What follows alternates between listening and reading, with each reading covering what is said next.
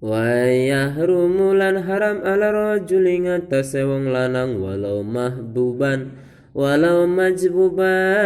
yahrumulan haram ala rajuli ngatase wong lanang walau lan senajan ana iya lanang majbuban iku ora ana dakare wa khosiyan lan den kebiri wa aninan lan peluh wa muhnisan lan baga purus wahiman lan pikun apa sih sing diharamakeun nadruhu ningali wong lanang ila ajnabiyatin maring wadon kang liyan mustahatin kang den pengeni hatta malah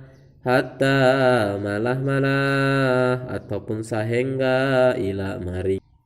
hanta sehingga ila wajhiha maring rarahine wadon wa kaffai halan epek-epek ke wadon dohron dohire wa batnan lan jerone wa huwa lan iya haram ningali al mufti iku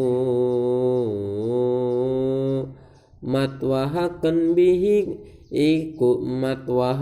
bihi kelawan haram lakin tetapi nenukila den tukil anil aksarin saking akeh-akeh ulama hillu iku halal apa hillun nadri iku halale ningali ila dalika maring mengkonon rarahi lan epek-epek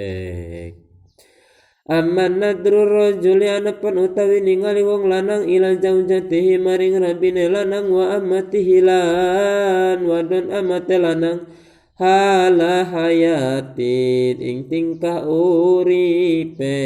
kulli minhuma